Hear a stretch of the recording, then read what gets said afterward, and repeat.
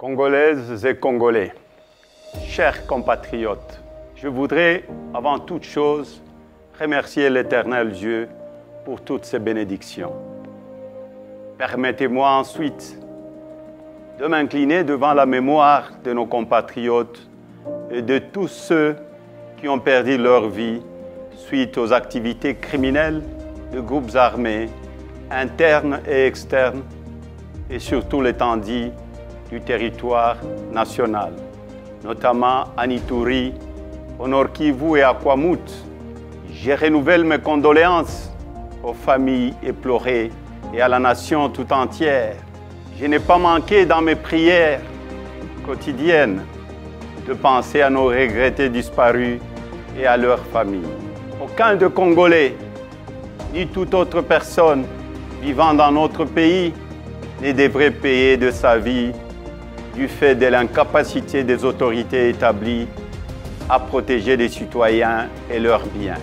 Chers compatriotes, la vie de nos concitoyens ne peut être sacrifiée sur l'autel des intérêts égoïstes. C'est ici pour moi l'occasion d'honorer la mémoire des victimes de la barbarie et des injustices, parmi lesquelles notre regretté frère et camarade de Rez Mémoire, Chérimain Okende, dont le corps est toujours gardé depuis bientôt 4 mois entre les mains de la justice, sans aucune explication, prolongeant ainsi une douleur inacceptable ressentie par sa famille et ses proches. Mes pensées vont également à tous nos compatriotes qui croupissent injustement en prison pour des raisons purement politiques.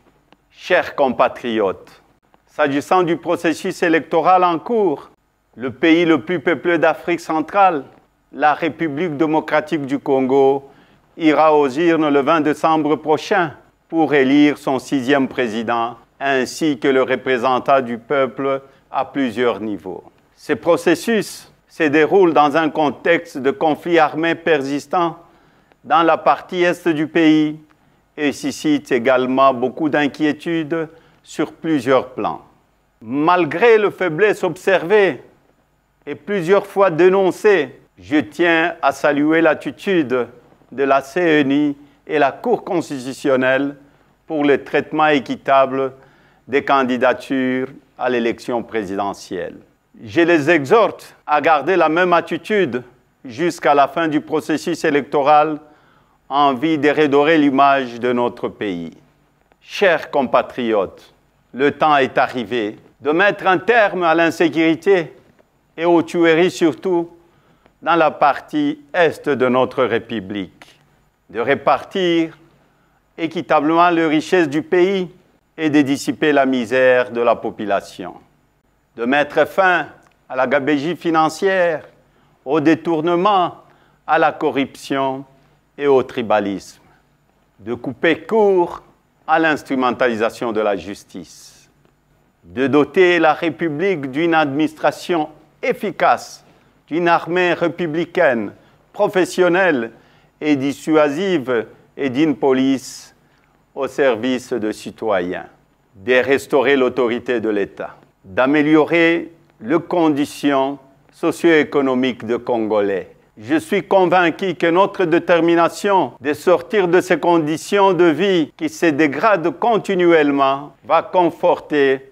notre énergie, notre sens de responsabilité et notre maturité pour mettre fin à la gouvernance chaotique qui nous est imposée. Bref, il est temps de rendre la dignité aux Congolaises et aux Congolais. Le beau temps est arrivé.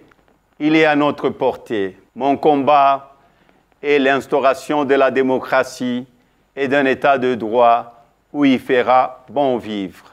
S'inspirant de certains enseignements de nos illustres disparus, je citais Joseph Kasavubu, le président Joseph Désiré Mobutu, le président Laurent Désiré Kabila et le premier ministre Patrice Emery Lumumba. Je soutiendrai qu'il est temps d'écrire ensemble notre propre histoire, une histoire de gloire, de dignité et non d'injustice. Ils nous ont appris notamment à privilégier l'intégrité et l'honnêteté, l'unité, la concorde et la cohésion nationale, la dignité du peuple congolais, l'autoprise en charge du peuple et le combat pour la liberté. Chers compatriotes, j'aimerais féliciter les autres candidats à l'élection présidentielle pour la sélection de leur candidature et leur rappeler que nous sommes tous filles et fils de ces pays. Nous ne sommes pas des ennemis, mais simplement des adversaires politiques. Les élections ne peuvent et ne doivent pas être à la base des divisions, mais plutôt à la confirmation de notre maturité politique en tant que filles et fils d'une même nation.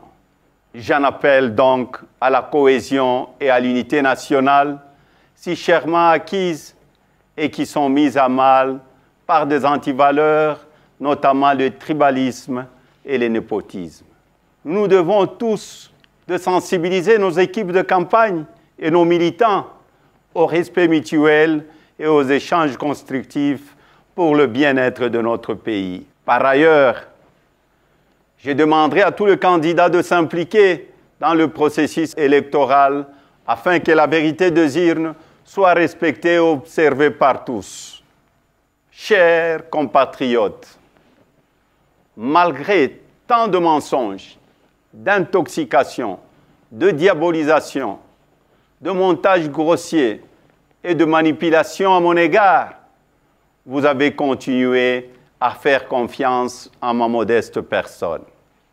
En dépit des intimidations, de menaces et de turbulences de tout genre, vous n'avez pas baissé le bras et vous avez milité avec détermination pour que la CENI et la Cour constitutionnelle travaillent dans le strict respect de nos lois lors de l'analyse et du traitement de dossiers de candidats à l'élection présidentielle. Je vous en remercie et vous exhorte à rester vigilants jusqu'à la publication de résultats qui seront la consécration de notre victoire tant attendue. Je tiens également à remercier la communauté internationale pour son appui et son accompagnement dans ce processus dont tous les Congolais attendent une issue heureuse et respectueuse de leur volonté pour un climat post-électoral apaisé. Chers compatriotes, mon parti a un programme de gouvernance chiffré qui sera dévoilé au moment opportun et pour lequel nous restons ouverts à la contribution d'un chacun en vue de sa consolidation et de son appropriation pour tous les enfants de ces beaux pays que nous avons malheureusement transformés en enfer. Pour le changement, le temps est arrivé. Pona bongwana, tango ekoki. Washituluilu, dibadia kumbani. Samuna sombodolo, tangu mefwana. Kwa mabadilisho ya wakati inenea. Un autre Congo est possible.